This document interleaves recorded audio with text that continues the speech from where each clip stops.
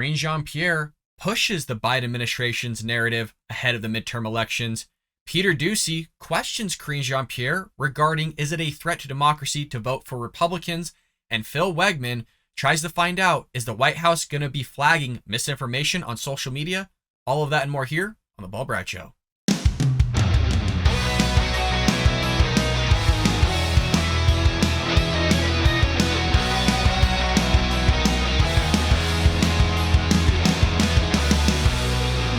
Welcome to The Bald Brad Show. It is Thursday, November 3rd. And folks, we're going to cut out the long form of the introduction here today. If you want to join us here at The Bald Brad Show, hit that like and subscribe button. Leave us a comment down below. And make sure you have that bell notification icon clicked so you're notified whenever we upload or go live, which is Monday through Friday, 9 a.m. Eastern Standard Time, Supernatural Saturdays, and a sprinkling of politics on Sunday. Be notified by hitting that bell icon. With that being said, we got a lineup for y'all today. It is clips galore. It is all press briefing. We're going to kick it off with a narrative push by the Biden administration from Jean-Pierre, followed by The Gladiators, Fox News reporter Peter Doocy, and Real Clear Politics reporter Phil Wegman. We got the lineup for y'all. We're going to kick it off here with Jean-Pierre coming out and spilling the beans on the narrative that the Biden administration, the Democrats, in conjunction with the media, are going to push here ahead of the midterm elections. Before we were called MAGA Republicans, and then we turned into Ultra MAGA in conjunction with a threat to democracy. And now we're Mega MAGA Republicans that are not only a threat to democracy, but also a threat to the integrity of our democratic elections. I mean, she gives a litany of things here, folks. I promise you, I'm going to try not to pause it, but it's really hard because she says a litany of nonsense. Without further ado, let's go ahead and roll it. Okay, as you all know, the president has long talked about our nation being at an inflection point. He has been clear democracy is under assault and we cannot pretend otherwise. The president will continue to call attention to the threat to democratic integrity and to public safety posed by those who deny the documented truth about election result and those who seek to undermine public faith in our system of government. Unfortunately, we have seen MAGA Republican officials who don't believe in the rule of law. They refuse to accept the results of free and fair elections, and they fan the flames of political violence through what they praise and what they refuse to condemn. It remains important for the president to state strongly and unequivocally that violence has no place in our democracy. He believes other leaders of both parties, on both sides, have a responsibility to communicate this very clearly as well. The president has been emphatic and optimistic that Americans care about protecting our democracy. He has consistently talked about the fact that America has emerged stronger from some of our darkest moments. And today, there are far more Americans of every background and every belief who reject the dangerous path of political violence than accept it. The president will continue to speak about the challenges facing our democracy and his enduring belief that America will persevere. He'll also keep acting to address political violence, including by continued implementation of the first ever national strategy for countering domestic terrorism that he released in June of 2021. Now, President Biden has made it his top economic priority to lower costs for American families, and he has been delivering. He's going to lower costs for American families, and he has been delivering, which I'm sure she's going to go into a litany of things, which we will listen here in just one moment. But it's amazing how she's going to start off and basically say MAGA Republicans or Mega MAGA Republicans are, in a nutshell, a threat to democracy. They undermine the integrity of our elections. They basically say the election was a fraud. Look, Joe Biden won, but that doesn't mean that there wasn't problems in the election, which a lot of Republicans call out. A lot of Americans think, hey, there was some fishy stuff that took place that we should probably look into. Hell, dead people voted for the Democrats. I'm sure there were some dead people that voted for Republicans. I don't like that. We should look into that. There was people voting from places that literally don't exist. They had a registered address on the register that literally does not exist. And somehow they voted from that place, or they were at least, that's where they were living, or that's where tax documents were being sent. However they did it, it just doesn't exist. Steven Crowder did a phenomenal job of investigating that. Hell, you could do that on your own and see that that integrity was basically a bunch of nonsense. So virtually, if you just question the election, which is okay to do, You're a threat to democracy now, which is so rich because, hell, Hillary Clinton just said that the other day that the Republicans are already ahead of the midterms, just trying to basically do a bunch of nonsense with the election. She's touting the same thing. She's also talking about political violence when you just had Black Lives Matter and Antifa for like 6 years, burn down our cities left and right, caused $2 billion in damages. But for some reason, she's just going to hyper focus on these MAGA Republicans because of January 6th. She's, I'm sure, somehow throughout this thing, and she actually does, connect it to Paul Pelosi being attacked and how, you know, people won't condemn it and all these things, even though the whole story hasn't come out. So what the hell are you going to condemn when you don't even have the full evidence of the full story of why the guy did what he did, because he's psycho. But I can go on forever about this. I want her to continue here on just boasting about Joe Biden's handling of the economy, even though inflation's up 8.2%. You got CPI going up. When you go take out or finance for a vehicle or you take out a loan or something, now you're going to have increased interest because the Federal Reserve just increased interest rates once again. You got mortgages going through the roof. So no, they're completely doing a fabulous job, you guys. Make sure you vote blue this coming midterms because they have everything under control. There's not a dumpster fire happening around us whatsoever. But let's hear her boast about this and a bunch of nonsense. Let's continue. He's beaten Big Pharma, and Medicare is negotiating lower prescription drug prices as well. Gas prices have come down by $1.25 per gallon since June, and Medicare premiums are down as well. You guys, you're getting cleaned out at the gas pump, and she's going to talk about, well, it came down to $1.25 while you're still paying through the roof. We're about to have a diesel shortage here in the coming days in a matter of like 2 weeks. The Biden administration knew nothing about it. John Kirby was asked by Jackie Henrick of Fox News about the diesel shortage. He's like, I just don't have the numbers on it. Don't have a clue. which is going to cause everything to go up. Your consumer goods are going to go up because all the freight's done. Your food are going to go up even further because the farming equipment utilizes diesel. Your energy costs for your homes are going to go up because the East Coast uses diesel virtually to, heat their homes. What a bunch of nonsense. Yesterday was our first day of open enrollment season, thanks to the Inflation Reduction Act, which congressional Republicans want to repeal. That's the first thing that they want to do. 4 out of 5 consumers can find a plan that costs $10 or less a month. Additionally, 13 million Americans will continue to save an average of $800 a year on coverage. And today we're announcing additional actions to lower food and heating costs for American families. The Vice President will be in Boston this evening to announce that we're making billions of dollars available this winter to help bring down home heating bills for low-income families all across the country. We're also making nearly $9 billion through the Inflation Reduction Act available to states and tribes to help families make their homes more energy efficient. And the Department of Agriculture. Oh, that's just perfect. Inflation's up. Hey, make sure you guys get those solar panels. Make sure you guys get those nice windows that help with energy and make it more efficient. We'll sit there and subsidize it. You get a rebate. We'll make $9 billion affordable, or at least enable you to at least have some sort of that rebate through that $9 billion or whatever it is. No, that's a great message. While people are struggling putting freaking food on the table, they can't even save money towards retirement. They're living paycheck to paycheck more than ever. But no, hey, make sure you have those same people that are struggling paying their bills. Make sure they spend even more money. They finance with higher interest rates on these solar panels, making their house more efficient, energy efficient. No, great message, Karine. Just great job. Agriculture is helping bring down food prices at the grocery store through new measures to expand meat and poultry processing capacity. Altogether, these actions and others will provide families a little extra breathing room. You hear the president say that often. And they are in stark contrast to the plans Republicans in Congress have cooked up to drive up costs. Congressional Republicans want to repeal the Inflation Reduction Act, which gives us the ability to lower drug prices, and that utility CEOs have said will bring monthly energy bills down. They oppose the release of oil from reserves, which multiple industry analysts have said is helping bring prices down at the pump. They're going to bat for big oil, even as they pad the pockets of shareholders and keep gas prices up for American families. They want to raise the age of Social Security benefits and put the program that so many people work so hard for, alongside Medicare, on the chopping block.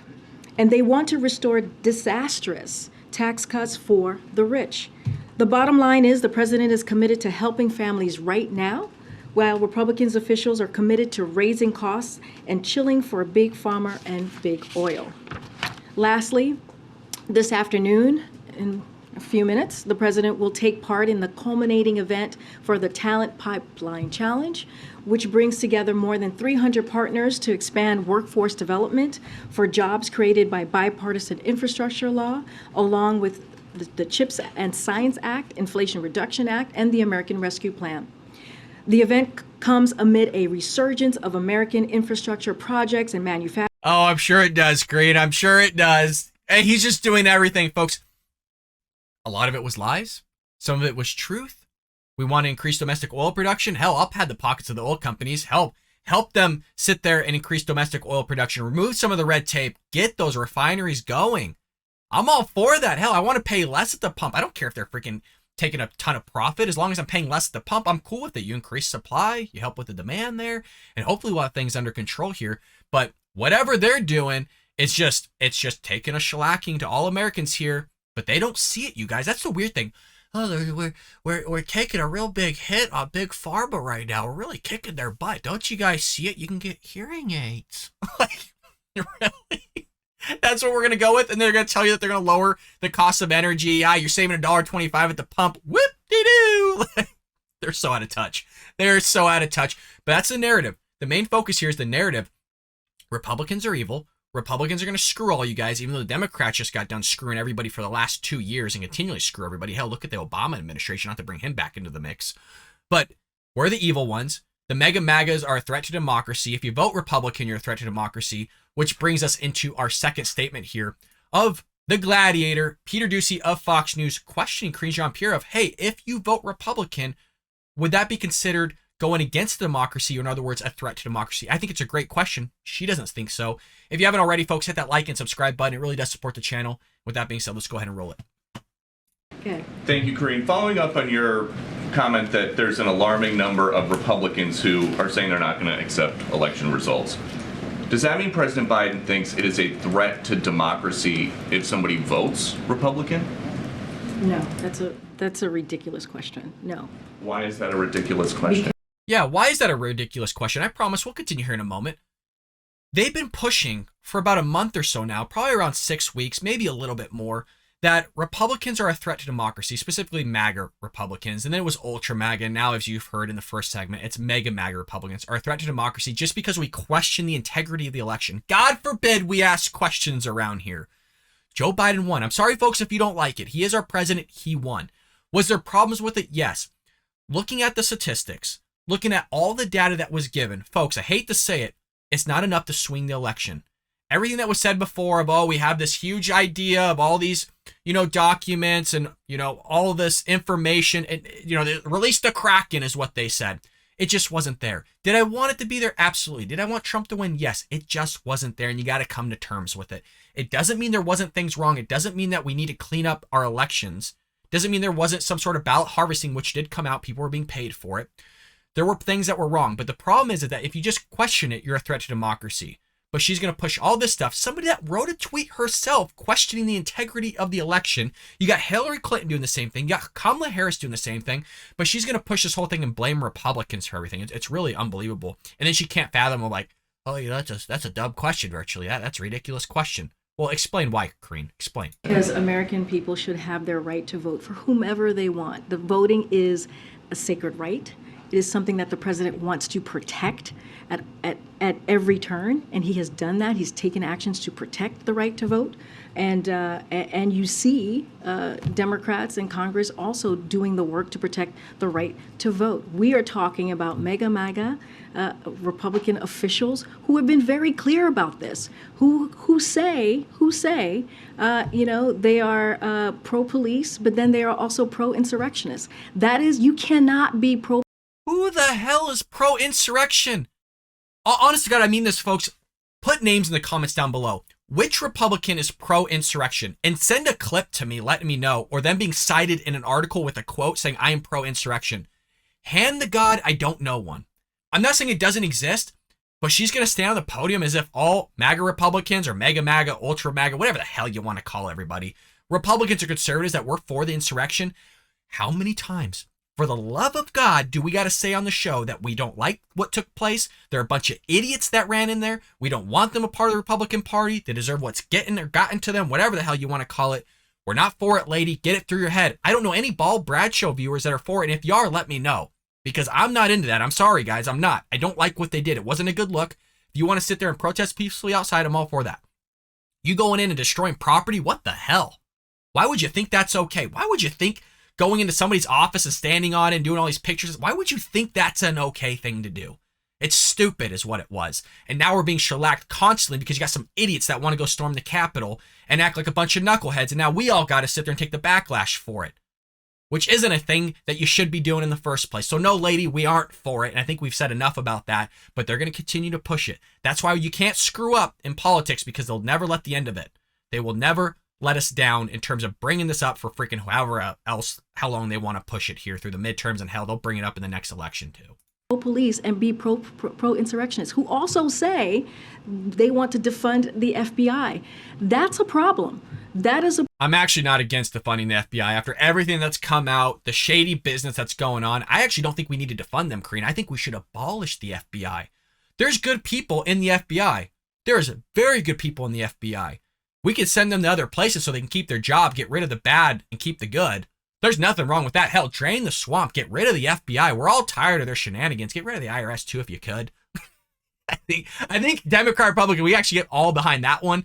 But no, the FBI, I'm sorry. It's everything that's come out about them, it needs to be gone. So I'm not talking about defunding. I'm talking about getting rid of it. The problem that we are seeing, and who I've said have been very clear, that they have been very clear about pushing and peddling the big lie, peddling dangerous conspiracy theory. And so that's what we're talking about. But the American people have their right to make a decision on who they want to represent them, and they should be allowed to do so. Okay. In the context of calling out election deniers, then, is he going to call out Republicans that deny election results and Democrats that deny election results? It doesn't matter if there's a D or an R after your name. He will call out any rhetoric that is that leads to potentially political violence, or that calls to political violence, for political violence. That is a problem. The president has always condemned political violence. It doesn't matter, again, if you're a Republican, an independent, or a Democrat. So President Ooh, whoa, time out. She answered a part of a question, you guys. Oh my God. Holy crap, a part of a question, not the whole thing. Because we're talking about the integrity of the election. Yes, we are talking about, political violence and all that. But let's call out both Republicans and Democrats that are for going against the election, okay? Not just Republicans, which is what they've been doing. And look, if you want to question or go against it, I think it's your right. I think it's your right to sit there and ask questions. I think you're right going like, hey, you know what? There's a lot of shady stuff going on. Let's ask questions. I think it was a little bit fraudulent of some things that took place. There's nothing wrong with that. But the thing is, they don't call out Democrats. They don't sit there and call out their own party. I'll call out the Republican Party for certain things. I've said it on here on the show. I don't care who the hell you're with. If it's stupid, it's stupid. If it's my opinion, I think it's stupid. I'm going to say it's my opinion and it's stupid.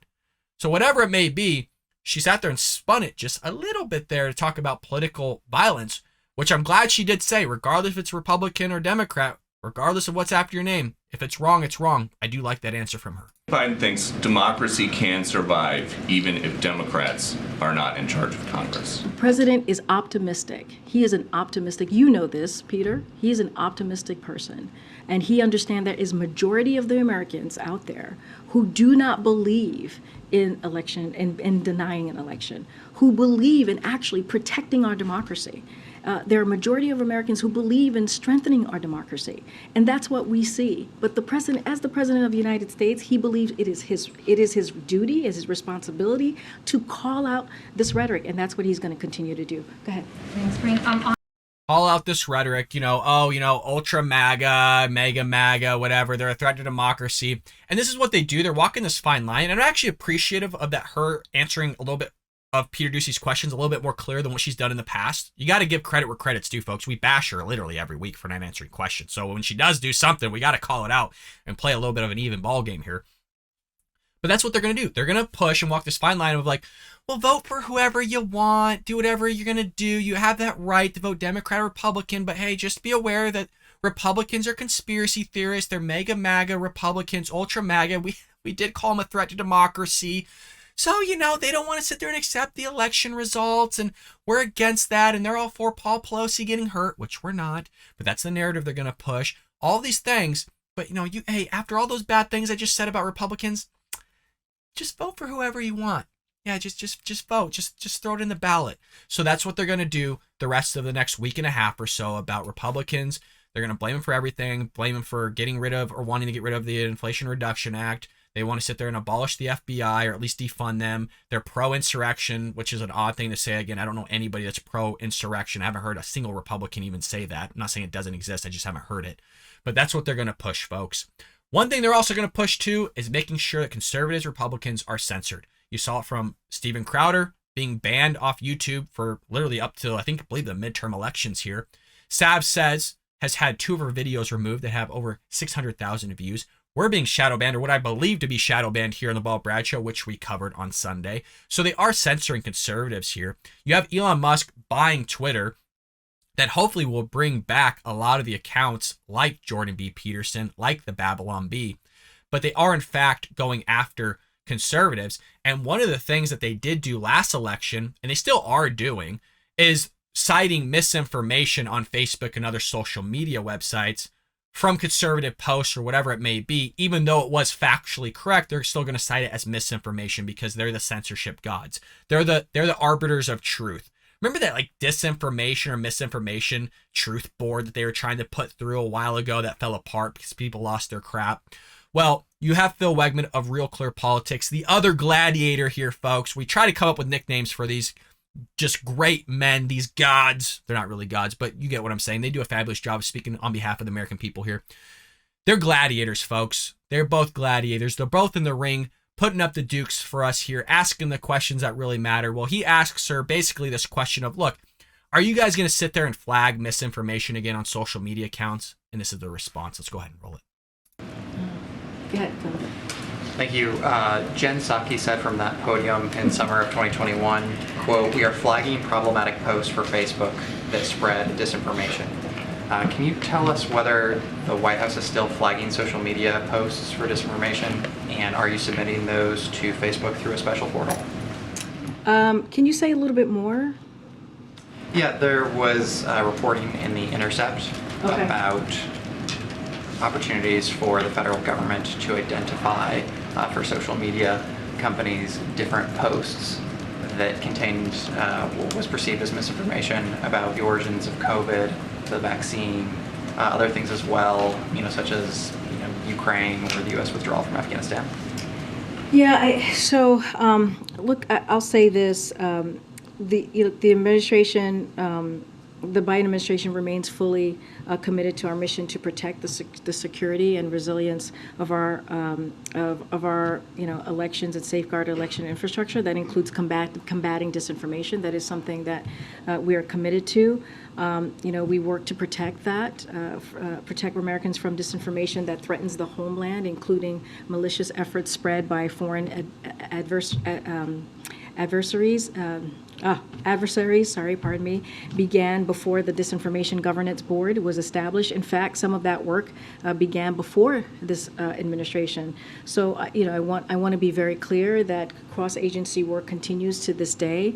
Don't want to get ahead of anything else. This is a Department of Homeland Security, so I would refer you to them. So you are flagging misinformation? I don't have anything more to add. This is a Department of Homeland Security that I would.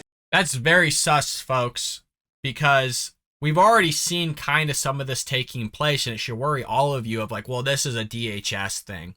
But the question is always geared towards the president and what's the president as well as the executive branch going to do. As far as I'm aware, the DHS is under the executive branch. So what are they going to do? You should be prepared for this type of question and just refer the DHS to everything. A little bit sus, and I think they are going to sit there and go after both disinformation, and if you notice, Phil Wegman changed his wording there from disinformation to misinformation, because the main question was about the disinformation in conjunction with what was asked supposedly to Jen Psaki, her predecessor, who was clearly way better than she is at her job, about disinformation. My question is not so much about the disinformation, but about the misinformation, because disinformation is when you knowingly throw something out there to try and sway somebody else's opinion regarding a narrative that you want to push, whereas misinformation was, hey, you know what, the statistics changed on something. you had an old statistic posted, even though a new stat was there, that would be misinformation, but there's nothing wrong with it at the end of the day. There's a stats change, but they're going to sit there and flag it and go, oh, look at what's going on. This person's trying to push a narrative. It's 100% incorrect, even though in actuality it wasn't. It just could have changed over the course of time. But that's what they're going to do.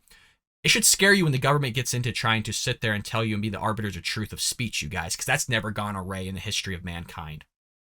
Does the White House participate in the secret government censorship portal, though? I think that was part of the question. Does the White House submit examples of alleged disinformation and misinformation for Facebook to censor through this portal? No. Okay, I love that. I like that where she was clear, no, we're not going to do that. Now, could that be a lie? It very well could be. And I love that gentleman followed up because there was more information in Phil Wegman's question that I think meets the eye, and he kind of opened that up for Phil Wegman. And what I believe Phil was really talking about at the end of the day, I love that guy jumped in there and kind of snuck in a question really fast. Let's continue. I wanted to follow up because you've spoken at length about the threat that those who deny documented truth about our elections pose.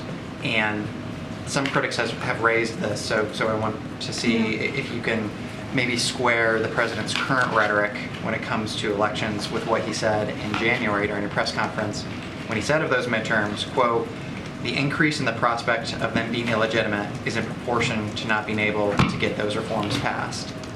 Obviously, those voting reforms did not pass Congress. So is he confident that the coming midterms are going to be legit? How are those two things congruent? Yeah, this is something that you're talking about, the Jen reference.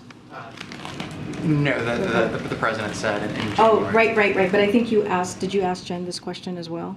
I may have. It's been a while. So just to clear this up, because I think you've asked me this question before, Jen Psaki briefed the following day after this press conference and answered that question that you asked about the president and his statement from the press conference the day before. And she said, I talked to the president about this last night and this morning. He was not intending to cast doubt on the legitimacy of the 2020 election. He was actually attempting to make the opposite point, which is that in 2020, despite COVID, despite many attempts to suppress the vote, a record number of voters, Democrats and Republicans, independents too, turned out in the face of a pandemic. And we saw that with our very own eyes, and you all reported this. And election officials made sure they would vote and have those votes counted. And this is how Jen Psaki responded to your very question. So even though those voting reforms did not pass Congress, the president is expecting the midterm elections to be legitimate. Say that again, So even though his preferred voting reforms did not pass Congress, the president is expecting that the coming midterm elections will be legitimate. Oh, yes, that is a yes. Okay, well, there you have it. Hell, giving clear answers rather than just going on this diarrhea, cockamamie answer spiel vomit that she does, where she just rambles for 2 minutes. We're actually getting some clear answers from the administration. You heard it from the horse's mouth. If something goes awry here, and what's expected to happen is obviously a red tsunami, a red wave, and we saw that from yesterday's podcast that we did here, which is odd that I literally had the same title as Ben Shapiro's show, even though we upload hours before Ben Shapiro's podcast goes live. I have no idea what the title is going to be. We had the exact same title. We're just on point with the Daily Wire, folks. But look, we got clear answers. Phil Wegman had a great question regarding the integrity of the election. Are they basically going to accept it? And you heard it from the horse's mouth that they're going to, folks. So we'll sit there and actually see if it's true. We got it on recording, and obviously we'll bash them if they go against the election. Go, oh, well, it was the Russians. It was the Iranians. It was somebody else. Who the hell knows what's going to happen? But folks, the red wave's coming. Make sure you support us here by hitting that like and subscribe button. The YouTube algorithm really does love it. Wow, I can't talk. But make sure that you leave us a comment down below, folks, on what you think is going to happen regarding these midterms. Do you think they're going to accept the election results? And by the way, leave me the names here of who the hell is for pro-insurrection. Give me the politician's name down below. Link an article or a video if you can of going, we're pro-insurrection. We loved what happened. Let me know down below because I don't think it exists, folks. But we're the conspiracy theories, not them. All these other crazy shenanigans. I'm going to end it there, folks. As always, make sure you hit that like and subscribe button. I'll see you tomorrow here on The Paul Brad Show.